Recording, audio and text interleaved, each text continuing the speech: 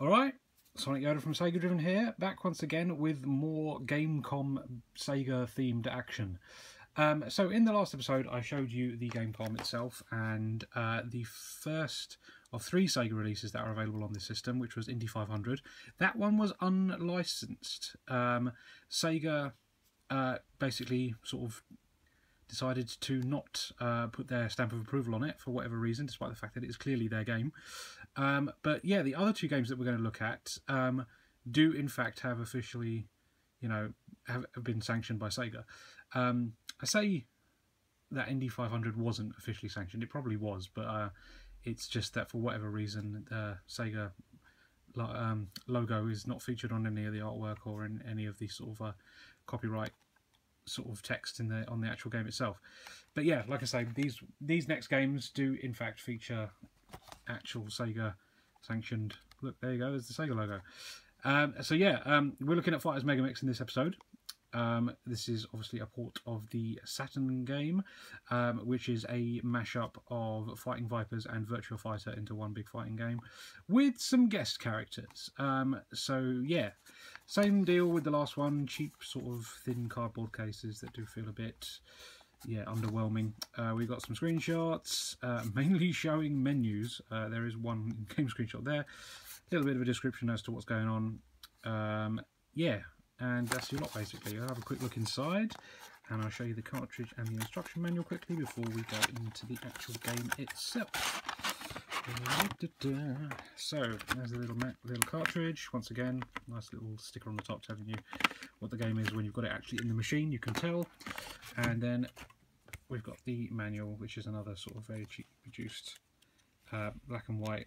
Well, I say black and white, it's grayscale but in different shades of red or pink, and yeah, it basically just sort of tells you the basic instructions for the game. So yeah, it's nice to at least have something, but yeah, the only thing I'd say about this one as a little bit disappointing is there isn't any move lists for any of the fighters, and there might be a good reason for that, which I'm going to show you. Right, let's get into the actual game itself. And here we go. So, a load of old spiel first, and then we get an opening introduction sequence, which basically introduces you to all the fighters. Now, we actually get some music in this one, so I can show you what the sound chip's like. And as you can hear, it's pretty weak. I think there's only 2 sort of channels there for audio, and it's quite low quality and very bleepy.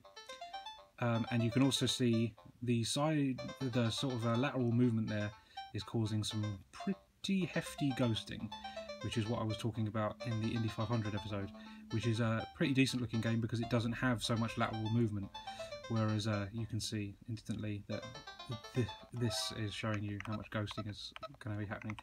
Right, so we've got a one-player mode, we've got a versus mode. You need 2 machines, 2 copies of the game, and a lead which plugs into here to be able to do that. I'm pretty sure that probably hasn't been played very much at all by anybody in the world ever.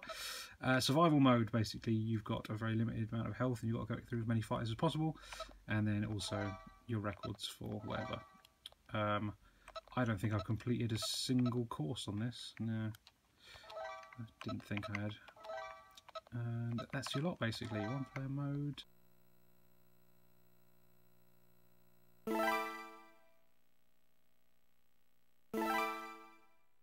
Right, so we've got a more limited character selection on this one, as you could probably imagine, to be honest with you. This sort of thing is very underpowered. It probably was never going to be able to do as close to a port as possible, and yeah, this is pretty bare bones.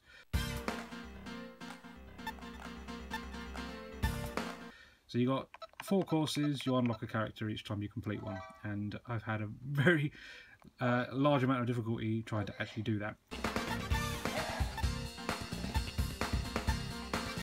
This is a lot more simplistic than you'd expect. So we've got punches, we've got kicks, we've got a block button, and we've got a dodge button, which sort of simulates the fact that they've tried to do this 3D arena. Sorry, I'm trying to not get the glare in your face, but I'm having great difficulty. That's not too bad. But yeah, it's pretty much the same setup as normal Fighting Vipers. If you're Fighters Megamix. If you're fighting a Fighting Vipers character, they have armor, and that is indicated by a little person gauge up in the corner there. There does appear to be some special moves, because as you can see, that I think it's Ban here is sort of he flashes white and then does a powerful attack. I haven't been able to figure out what they are because I don't really know the move lists, because I can't look them up in the book because they're not listed.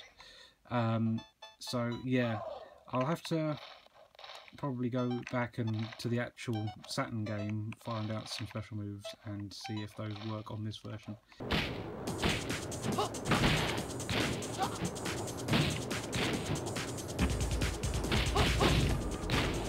Because yeah, I can't think of anything off the top of my head. I could have sworn like double dash forward and A was a special attack for Akira, but doesn't seem to work. Maybe I'm thinking of something else.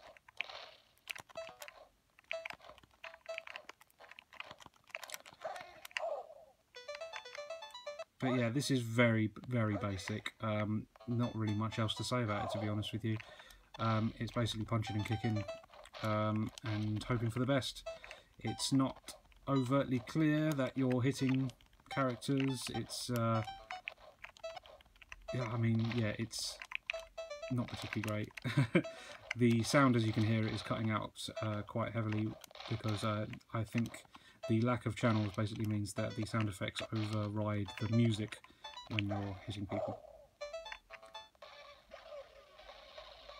Again, sampled audio is pretty good, but the actual in-game sound chip, like music-wise, is not particularly great.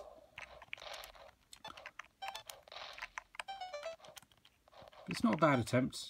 Again, it's pretty simplistic.